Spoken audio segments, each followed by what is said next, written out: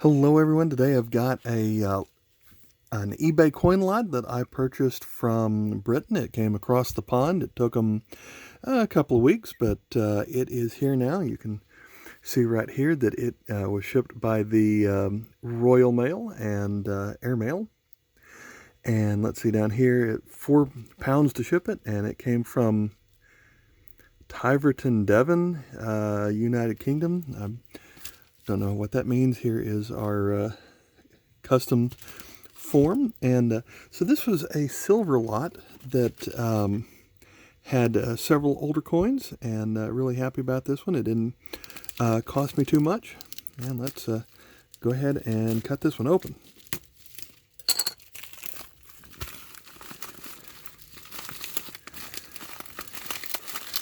And taped in there pretty good. Make sure there's nothing else in the bag.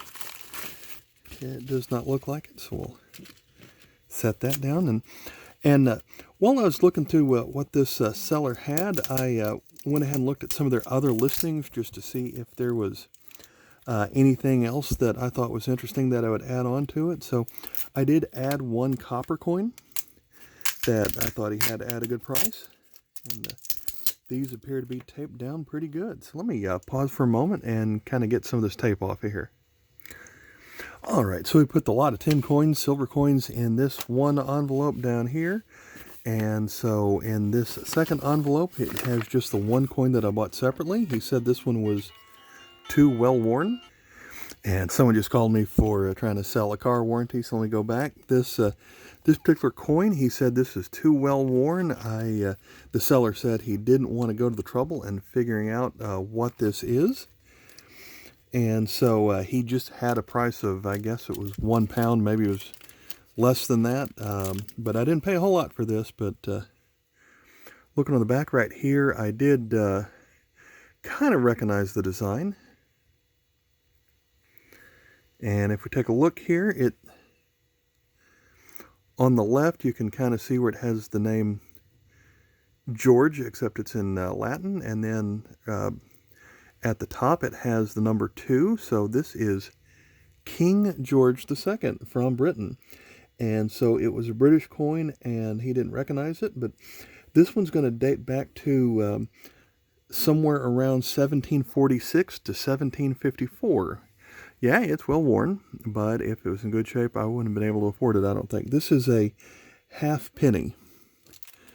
So let's go ahead and set that one aside. And let's move the camera so we can see a little bit better. Now we're going to have the next, the 10 silver coins in this lot. There's some foreign silver in here that you see all the time, and silver is silver, so it still has a value. And then there are other coins in here that you don't see quite as often. So I think I'm going to rank these in about how interesting I think they are, and we're going to start with the boring ones first. So we've got a Sweden tin ore coin from, this one appears to be 1953. It is silver, but it's only 40% silver. This is probably even a little bit smaller than a United States dime. So this one has just a little bit over half a gram of silver. And then the next coin is pretty much exactly the same, a little bit better shape, but it's 1959 on that one. So again, 40% silver. The book says it's 0.57 grams on that one. Next up, let's take a look at, we've got 4 Australian 3 pence coins. So these are also just as small as the last one, but the good news here is they are sterling silver. I think a British 3 pence from 1944 would have been less silver, but in Australia, they were still sterling 92.5% silver.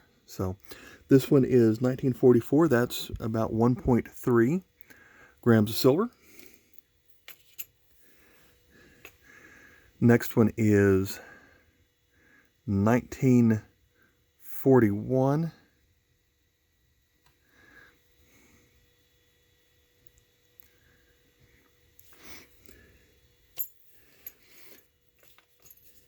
And we'll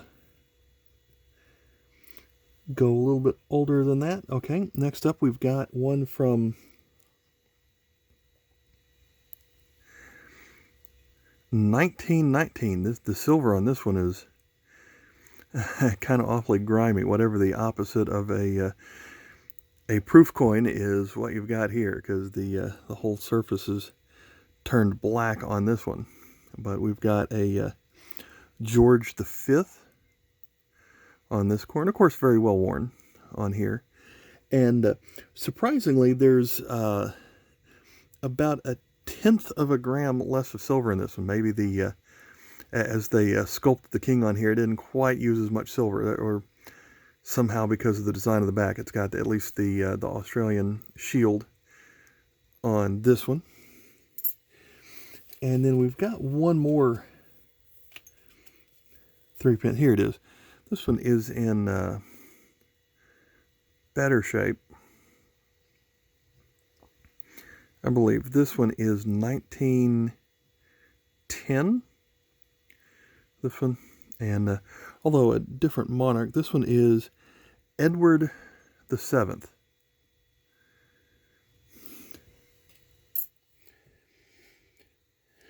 All right, so this coin here is would not have much of a numismatic value because it is warped, but it is still a 3-pence. This one is from South Africa, back when they were still part of the British oversight, and that's another King George V 3-pence.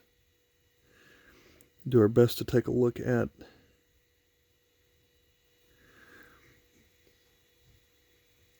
I think I see a date of 1933 on this one. That one's going to come out to be 80% silver, so it's just 1.1 silver grams. Next up, these are pretty easy to find, but it is the largest coin that silver coin we're looking at today. It's 25 cents from Canada, again with George V on it. Very well worn, but this one does have a little over 5 grams of silver to it, so that's does give it some value. Next coin here is this one's going back quite a bit, so we're going to start on this side. So it is another 3-pence, so it's another sterling silver. Obviously well worn, but looking at the monarch here, I don't have too many of him. So we're looking at William the Fourth, and so William the Fourth predates Queen Victoria, and so I couldn't get a date off of this one, but this coin was made from 1834 through 37, so the date would be about right there, but it's kind of well worn. Can't.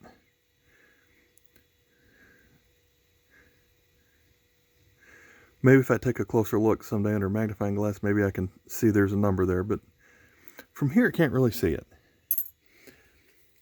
And then this last coin is very well worn. There's just a little bit, I don't know if you can really see anything on this side, but half the words remain on this one. So we've got a date of 1763. And let's see. This is going to be from a country that eventually became part of Germany. And at the time, this was called Mecklenberg-Schwerin. And I believe this is a 2 shilling coin. And to make sure, I'd have to actually measure it and see what the size is on it. But this comes back from a time where not only did the size of the coin tell you how much the value was, but they also would put in different silver percentages for each coin. So this is a larger coin, but it's only 0.437% silver, and it's weird that they would come to those strange numbers back then. But that's going to cause this one to have a not even 1 full gram of silver, since this particular coin is less than 50%. But still is a nice collection coin for my collection, since it is my first coin from Mecklenberg-Schwerin. So hope you enjoyed these this coin video. I'm always looking for unusual lots just like this one. And make sure you find my recent video on this Peruvian 8 reals coin. All right, thanks for watching. Bye.